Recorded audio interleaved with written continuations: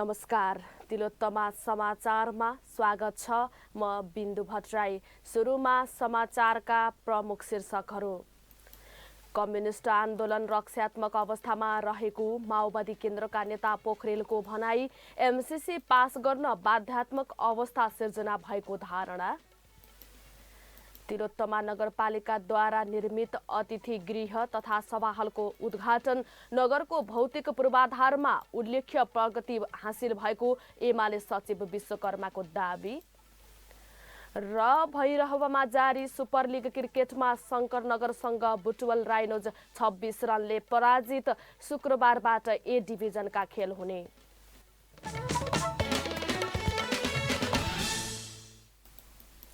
अब खबर विस्तारमा। नेकपा माओवादी केन्द्रका स्थायी समिति सदस्य निर्मल लामा, प्रतिष्ठानका अध्यक्ष लीलामणि पोखरेलले कम्युनिस्ट आन्दोलन रक्षात्मक अवस्थामा रहेको बताउनु भएको छ। उहाँले कम्युनिस्ट पार्टीभित्र सर्वहारा प्रवृत्ति नै अन्त्य हुने अवस्थामा रहनु चिन्ताको विषय भएको उल्लेख गर्नुभयो। नेपाली कम्युनिस्ट आन्दोलनमा विचारको खडेरी पर्न थाल्यो। कम्युनिस्ट आन्दोलनको दिशा कता हुने हो अन्यल पर्न थाल्यो। नेपाली समाजको वर्ग र वर्गहरूको बीचको द्वन्द्वको कुरो धमिलो हुन थाल्यो। के साँच्चै मुलुकमा वर्ग सङ्घर्ष सकियो? के साँच्चै मुलुकमा समाजवाद आयो? हामी बडा अन्योलग्रस्त भयो। त्यति बेला वैचारिक बहस र छलफल अनिवार्य छ। पार्टीका सीमाभन्दा पनि बाहिर गएर पनि हामीले विचार छलफलहरू, सैद्धान्तिक छलफलहरू चलाउनु पर्दछ भनेर निर्मल लामालाई सम्झन पुग्यो। निर्मल लामा त्यो व्यक्ति हो जो वर्गको दृष्टिकोणले सबभन्दा तल्लो वर्गबाट, भूमिहीन वर्गबाट, सुकुम्बासी मजदुर वर्गबाट आयो। निर्मल लामा स्मृति प्रतिष्ठान नेपालको शाखा समिति रूपन्देहीको साधारण सभामा बुधबार बोल्दै नेता पोखरेलले एमसीसी पास गर्नु पार्टीको बाध्यता भएको बताउनुभयो। सबै राजनीतिक दलहरू एकतर्फी भएपछि एमसीसी पास गर्नु परेको बताउँदै उहाँले एमसीसीको व्याख्यात्मक टिप्पणी हुनु सकारात्मक भएको बताउनुभयो। कार्यक्रममा बोल्दै लुम्बिनी प्रदेश प्रमुख अमिक शेरचनले निर्मल थापा सादगी र सच्चा कम्युनिस्ट आचरण भएका नेता भएको स्मरण गर्नुभयो। उहाँले लामाबाट कम्युनिस्ट आचरण सिक्नु पर्नेमा जोड दिनु भएको थियो। प्रतिष्ठानका रूपन्देही जिल्ला अध्यक्ष हकिउल्ला खाँले प्रतिष्ठानले लामाका सकारात्मक पक्षहरूलाई उजागर गर्ने गरी काम गरिरहेको बताउनुभयो। रूपन्देहीको तिलोत्तमा नगरपालिकाले अतिथि गृह तथा सभाहाल निर्माण गरेको छ। नगरपालिकाले वडा नम्बर 9 को केउलानीमा 16 कोठाको अतिथि गृह र 12 जना अट्ने क्षमताको सभाहाल निर्माण गरेको हो। हाल सभाहालमा कोरोना अस्थायी अस्पताल तथा अतिथि गृहमा अस्पतालमा खटिने स्वास्थ्य कर्मीको आवास व्यवस्थापन गरिएको छ।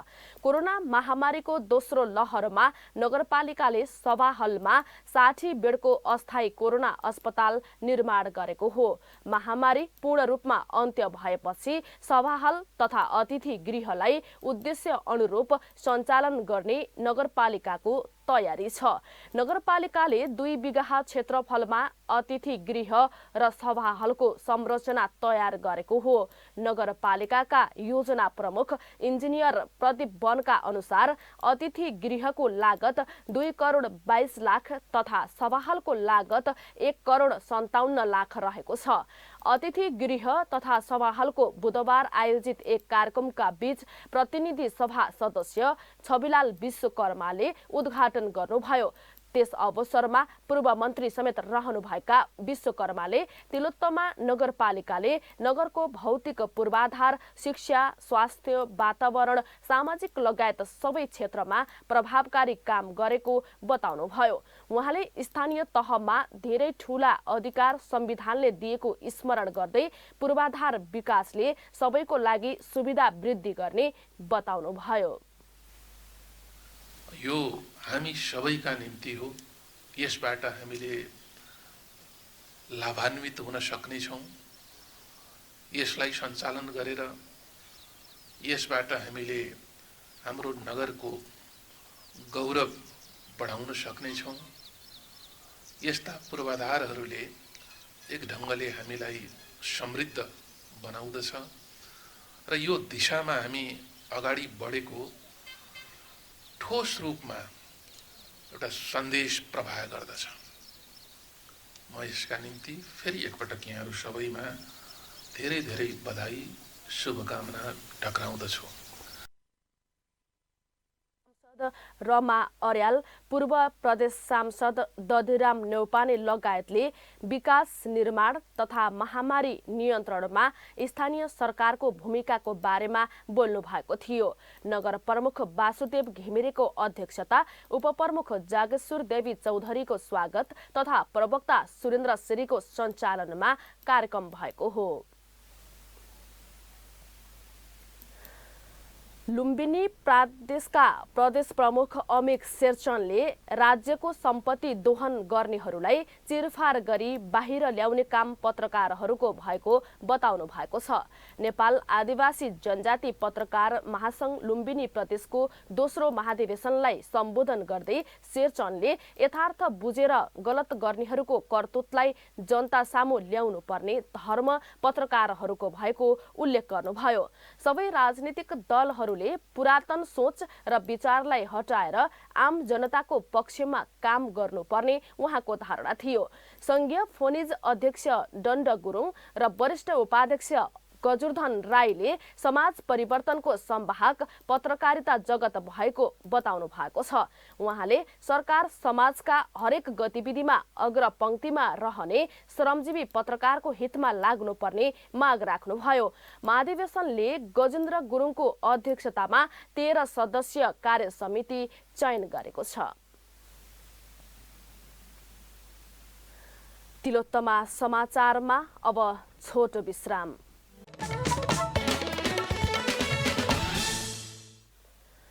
विश्रामपछि तिलोत्तमा समाचारमा स्वागत छ। बाँकी समाचार भन्दा पहिले प्रमुख शीर्षकहरू। कम्युनिस्ट आन्दोलन रक्षात्मक अवस्थामा रहेको माओवादी केन्द्रका नेता पोखरेलको भनाई, एमसीसी पास गर्न बाध्यात्मक अवस्था सिर्जना भएको धारणा। तिलोत्तमा नगरपालिकाद्वारा निर्मित अतिथि गृह तथा सभा हलको उद्घाटन, नगरको भौतिक पूर्वाधारमा उल्लेख्य प्रगति हासिल भएको एमाले सचिव विश्वकर्माको दाबी। र भैरहवामा जारी सुपर लिग क्रिकेटमा शंकरनगरसँग बुटवल राइनोज 26 रनले पराजित। शुक्रबारबाट ए डिभिजनका खेल हुने।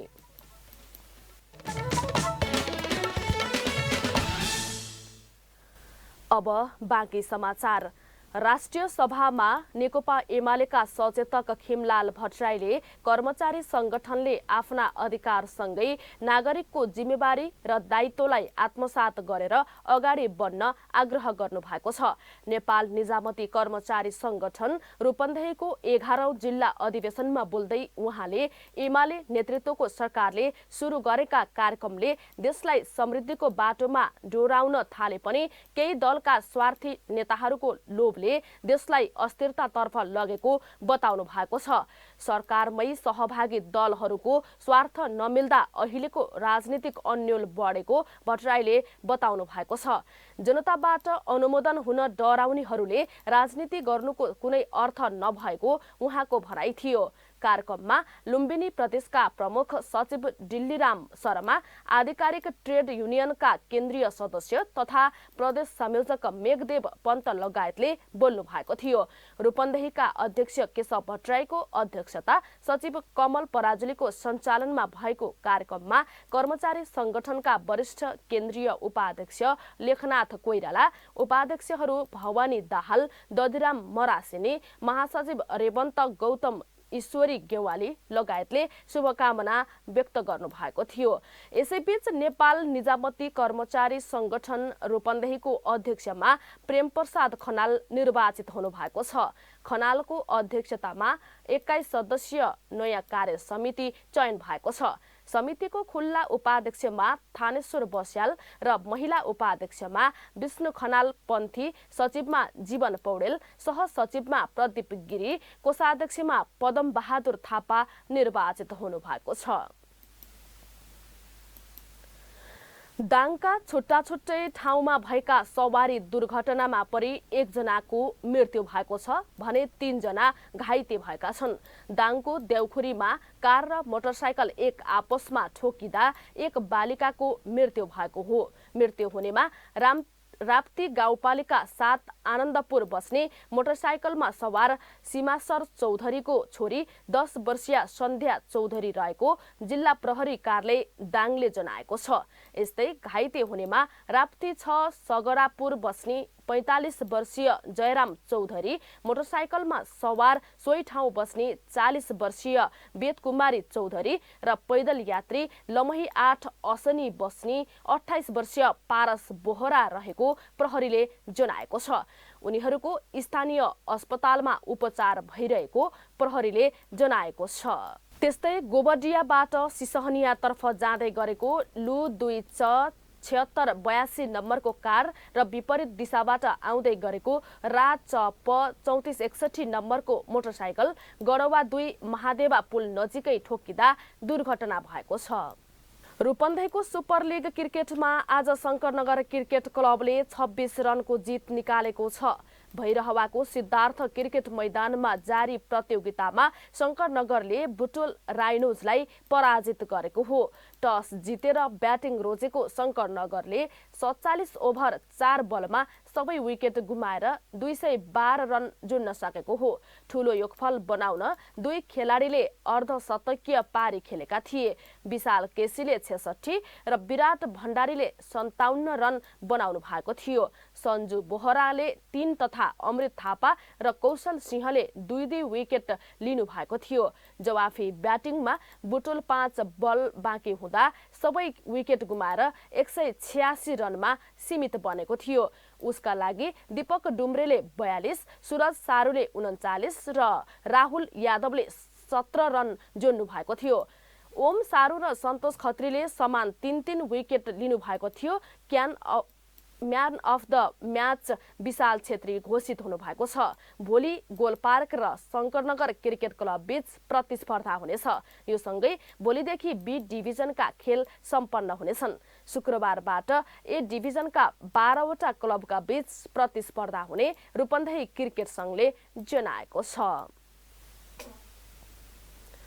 हामी तिलोत्तमा समाचारको अन्त्यमा आइपुग्यौं। समाचारका प्रमुख शीर्षकहरू पुनः एकपटक। कम्युनिस्ट आन्दोलन रक्षात्मक अवस्थामा रहेको माओवादी केन्द्रका नेता पोखरेलको भनाई, एमसीसी पास गर्न बाध्यात्मक अवस्था सिर्जना भएको धारणा।